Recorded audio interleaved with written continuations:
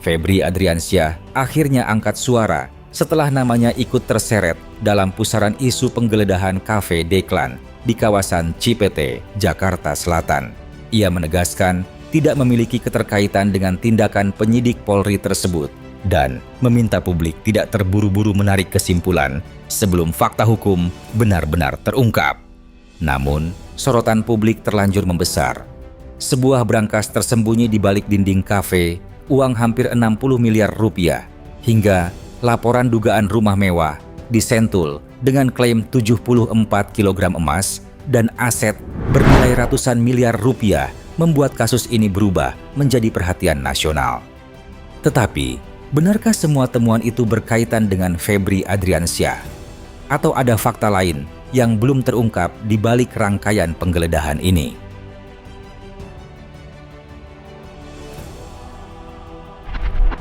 Sebelum isu politik dan tarik-menarik elit muncul ke permukaan, semuanya berawal dari satu rangkaian operasi penggeledahan yang mengungkap temuan mengejutkan.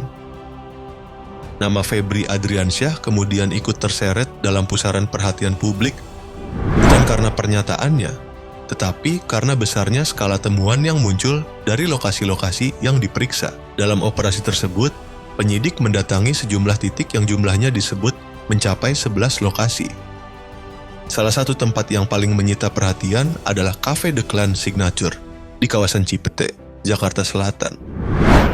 Lokasi yang sebelumnya dikenal sebagai tempat usaha itu mendadak menjadi sorotan setelah penyidik menemukan sebuah brankas berukuran besar yang disebut tersembunyi di balik dinding dan tertutup oleh furnitur. Ketika brankas tersebut dibuka, isi di dalamnya menjadi perhatian utama. Penyidik disebut menemukan uang tunai dalam 3 mata uang berbeda, yaitu rupiah, dolar Amerika Serikat, dan dolar Singapura. Selain uang, turut diamankan berbagai dokumen, alat komunikasi, serta perangkat elektronik. Nilainya pun disebut tidak kecil, dengan total uang tunai yang ditemukan mencapai hampir 60 miliar rupiah. Penyisiran kemudian berlanjut ke lokasi lain, salah satunya Coin Money Changer yang berada tidak jauh dari Cafe Deklan. Menurut pihak kepolisian, pemeriksaan di tempat tersebut masih berkaitan dengan penyidikan dugaan korupsi dan pencucian uang yang berhubungan dengan beberapa perkara besar, termasuk kasus PLN, Asabri, dan Krakatau Steel. Namun, perhatian publik semakin meningkat ketika muncul laporan mengenai sebuah rumah mewah di kawasan Sentul, Bogor. Sejumlah informasi yang beredar menyebut adanya dugaan temuan berupa emas batangan dengan berat mencapai 74 kg, uang tunai dalam jumlah besar, serta berbagai aset lain dengan nilai yang ditaksir mencapai ratusan miliar rupiah. Temuan tersebut sontak memunculkan pertanyaan besar mengenai asal-usul dan kepemilikan aset. Tetapi hingga saat ini, seluruh keterkaitan aset tersebut masih berada dalam tahap pembuktian dan belum dapat dianggap sebagai kesimpulan hukum.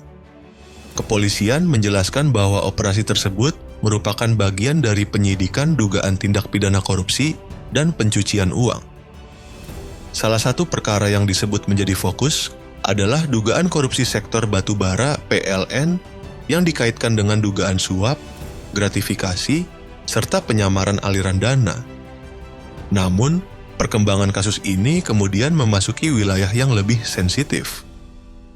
Setelah penggeledahan menjadi perhatian luas, muncul laporan mengenai kehadiran puluhan personel TNI di Polda Metro Jaya.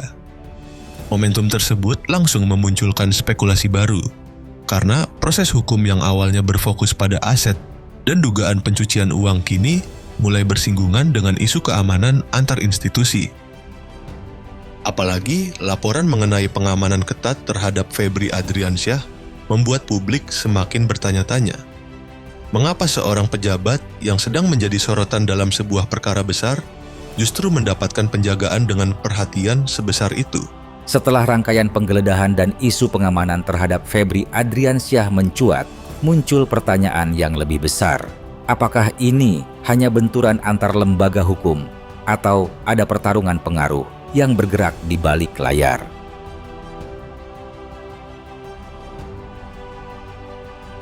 Di tengah berbagai spekulasi, sejumlah pengamat mulai mengaitkan situasi ini dengan peta kekuatan elit politik yang sering disebut sebagai geng Solo dan geng Hambalang. Istilah tersebut banyak muncul dalam diskusi politik untuk menggambarkan dua lingkaran kekuasaan yang dianggap memiliki kepentingan berbeda. Namun, sampai saat ini, keterkaitan langsung antara kedua kelompok tersebut dengan kasus Febri belum terbukti secara hukum. Untuk memahami mengapa isu ini menjadi besar, publik kemudian melihat kembali rekam jejak Febri sebagai jampitsus.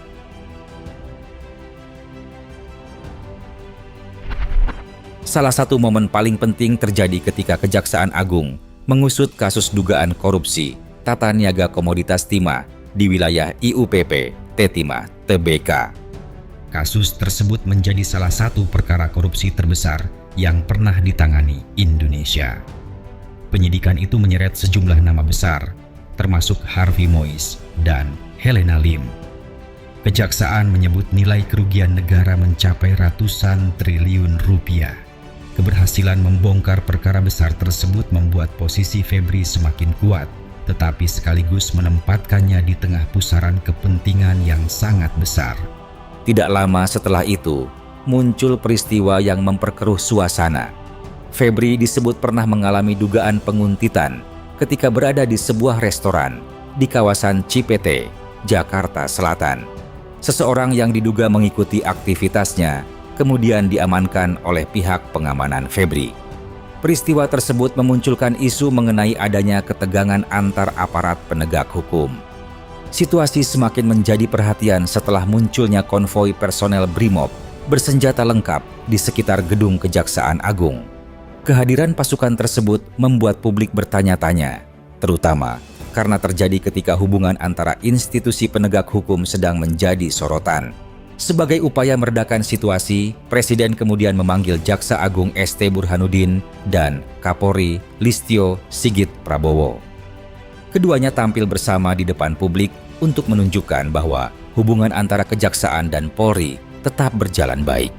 Namun, bagi sebagian pengamat, pertemuan tersebut justru memperlihatkan bahwa situasi saat itu cukup serius hingga membutuhkan perhatian langsung dari istana.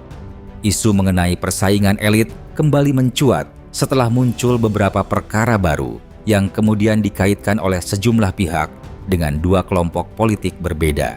Salah satunya adalah ketika Kejaksaan menangani perkara yang menyeret nama pejabat tertentu, lalu muncul dugaan bahwa langkah tersebut memiliki dimensi politik. Di sisi lain, muncul pula spekulasi bahwa penanganan perkara oleh lembaga lain menjadi respons terhadap langkah sebelumnya. Narasi ini kemudian berkembang menjadi anggapan adanya permainan saling menekan antara dua kubu. Namun, semua tudingan mengenai adanya perang antara geng Solo dan geng Hambalang masih berada dalam ranah spekulasi politik dan belum dibuktikan melalui proses hukum. Yang jelas, rangkaian peristiwa ini menunjukkan bagaimana sebuah perkara hukum besar dapat berubah menjadi isu nasional ketika menyentuh pejabat strategis, institusi negara, dan lingkaran kekuasaan. Dan pertanyaan terbesar yang masih tersisa adalah, apakah semua ini murni proses penegakan hukum atau ada pertarungan kepentingan yang belum sepenuhnya terlihat di permukaan?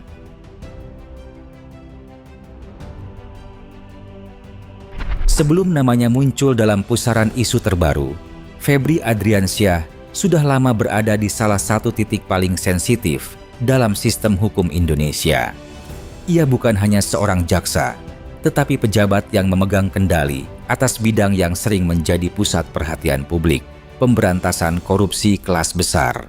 Kariernya membawa Febri hingga menduduki posisi Jaksa Agung Muda Tindak Pidana Khusus atau Jampitsus. Jabatan ini membuatnya berhadapan langsung dengan perkara-perkara bernilai besar, termasuk kasus yang melibatkan perusahaan raksasa, aliran dana, hingga penyelamatan aset negara. Dengan posisi tersebut, setiap langkah yang diambilnya otomatis berada di bawah sorotan. Maka, ketika namanya mulai disebut dalam rangkaian isu penggeledahan dan dugaan konflik antar institusi, perhatian publik pun melebar.